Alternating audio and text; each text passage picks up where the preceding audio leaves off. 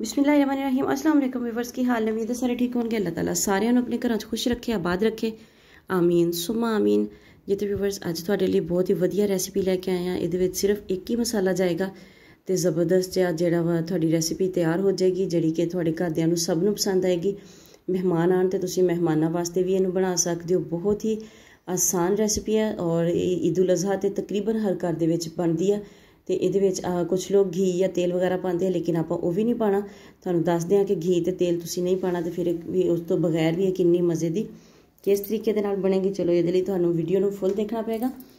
Video ਨੂੰ ਤੁਸੀਂ ਕਿਤੋਂ ਵੀ ਸਕਿਪ ਨਹੀਂ ਕਰਨਾ। ਵੀਡੀਓ ਤੁਹਾਨੂੰ ਚੰਗੀ ਲੱਗੇ ਤੇ ਇਹਨੂੰ ਲਾਈਕ ਜ਼ਰੂਰ ਕਰਿਆ ਜੇ, ਸ਼ੇਅਰ ਕਰਿਆ ਜੇ। ਚੈਨਲ ਤੇ ਨਵੇਂ ਆ ਤੇ ਚੈਨਲ ਨੂੰ ਸਬਸਕ੍ਰਾਈਬ ਕਰਕੇ ਜਾਇਆ ਜੇ ਤੇ ਨਾਲ ਬੈਲ ਆਈਕਨ ਨੂੰ ਜ਼ਰੂਰ ਪ੍ਰੈਸ ਕਰਿਆ ਜੇ ਤਾਂ ਕਿ ਆਉਣ ਵਾਲੀ ਵੀਡੀਓਜ਼ ਦਾ ਨੋਟੀਫਿਕੇਸ਼ਨ ਤੁਹਾਡੇ ਤੱਕ ਆਸਾਨੀ ਨਾਲ ਪਹੁੰਚ ਸਕੇ। ਚਲੋ ਦੇਖਦੇ ਹਾਂ ਕਿ ਆਪਾਂ ਕਿਸ ਤਰੀਕੇ ਨਾਲ ਇਹਨੂੰ ਬਣਾਇਆ। बिस्मिल्लाहिर्रहमानिर्रहीम।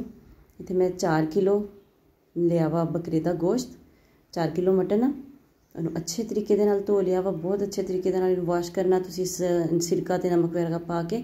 ते ये तुसी ख्याल करना वा कि थोड़े गोश्त दे विच 4-5 पीस जिहड़े वो चर्बी दे लाजमी होने चाहिए, क्योंकि चर्बी दे नाल ही इन्हें अपने गोश्त ने पकना वा।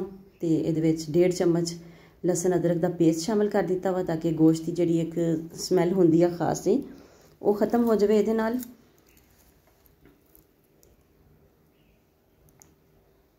बहुत ही आसान रेसिपी है।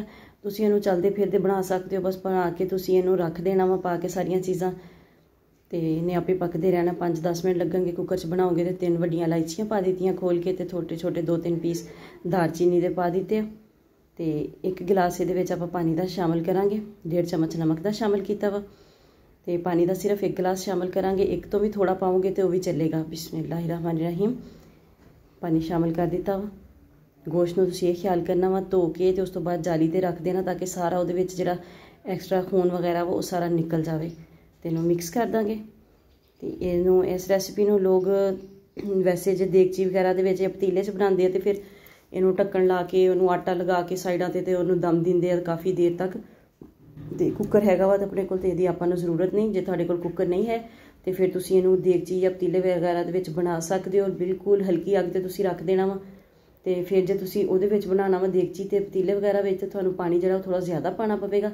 इस चीज़ का तुसीं ख्याल रखना वा। कुकर च चीज़ जल्दी गल जाती है, इसलिए मैं इहदे विच इन्ना थोड़ा पानी पाया। तो देखो माशाअल्लाह ज़बरदस्त जिहा नमकीन गोश्त अपना तैयार हो गया, ਜਿਹੜਾ कि बच्चों ਨੂੰ ਵੱਡਿਆਂ ਨੂੰ ਸਭ ਨੂੰ ਪਸੰਦ ਆਉਂਦਾ। ਕੋਈ ਇਹਦੇ ਵਿੱਚ ਆਪਾਂ ਖਾਸ ਮਸਾਲੇ ਨਹੀਂ ਪਾਏ, ਨਾ ਕੋਈ ਇਹਨੂੰ ਬਣਾਉਣ 'ਤੇ ਮਿਹਨਤ ਹੋਈ ਹੈ, ਤੇ ਫਿਰ ਵੀ ਇਹ ਬਹੁਤ ਹੀ ਮਜ਼ੇ ਦਾ ਬਣ ਕੇ ਤਿਆਰ ਹੋਇਆ ਵਾ।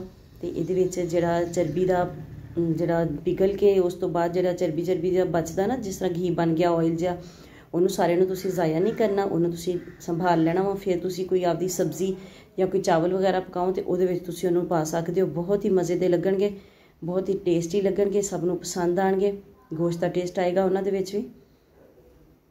वीडियो चंगी लगे तो लाइक तो शेयर जरूर करिए जे। चैनल ते नवे तो चैनल को सबसक्राइब करके जाए जे ते नाल बैल आइकन को जरूर प्रेस करिए जे ताकि आने वाली वीडियोज़ का नोटिफिकेशन थोड़े तक आसानी नाल पहुँच सके।